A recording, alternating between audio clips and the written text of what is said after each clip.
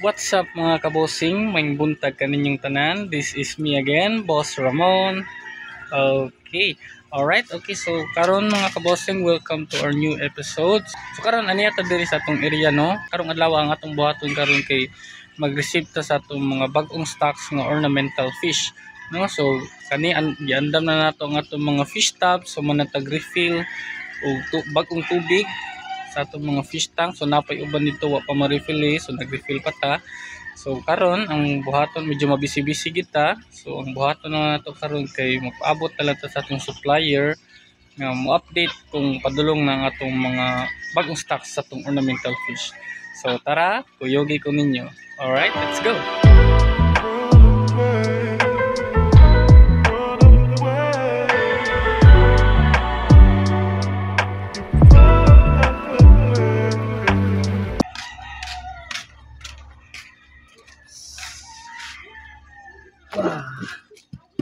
Alright, so karon mga kabosing, so diyan na naabot lang atong mga bagong stocks na ornamental fish.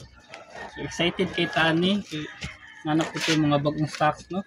Mga laing variety sa atong mga ornamental fish.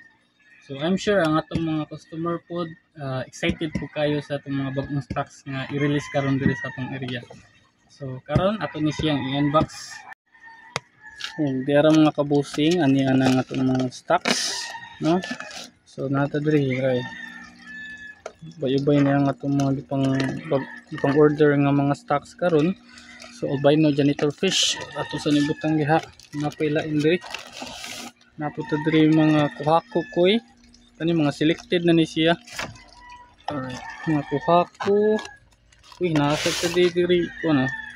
Napo diri platinum mga koy. So era okay ito daghan isang ni albino Oscar. So diara ang atong mga bagong stocks mga kabusing. So karon ato na sila anam-anamon og pahiluna. So first ato usa sila quarantine kadiyot especially ni kaning mga koy kay sensitive kini sila sa biyahe dali kay sila maluya sa biyahe. So ato usa sila quarantine kadiyot no. Then ato human ato na sila anam-anam og pahiluna sa atong mga fish tank kung asa nato sila butang.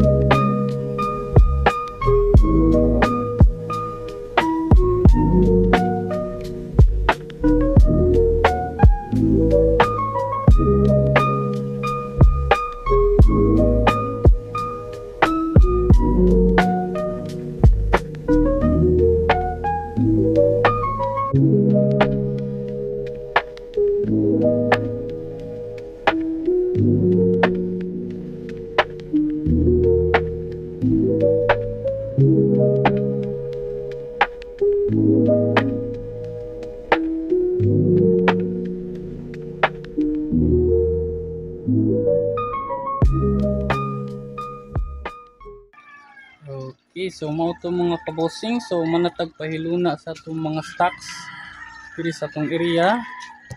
So mao ni diri hingunani ta basta natay bagong stocks nga maabot no medyo mabisi gid ta gamay medyo trabahoso gyud basta natay mga bagong stocks nga umaabot kay ubay-ubay man ang atong mga stocks karon nya lain-lain pud og mga variety. So lain-lain pud ang system sa pag-atiman sa ila. So kani atong nahug naman ni siya nga small business so medyo trabahoso gid siya. Pero bisag trabahoso ang importante kay malingaw man pud ta. Ako mismo nga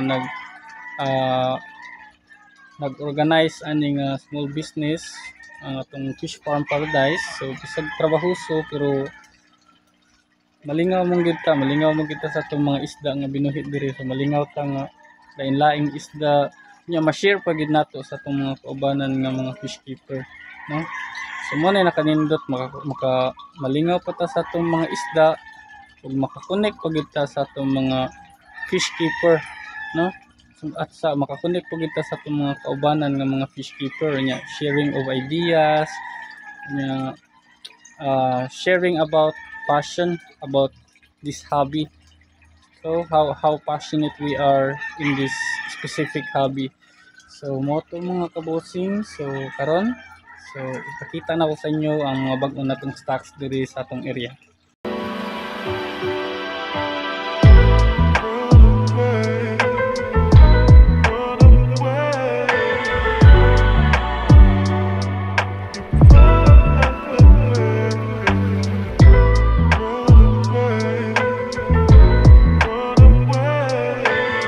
So mao to mga kabosing, so daghan kay tang available nga mga stocks diri karon sa atong area.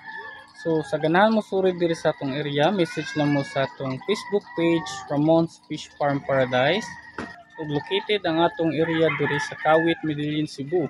Ug makaship ra pud ta via bus, B-hire or tricycle as long as part ra diri sa Northern Cebu. Alright?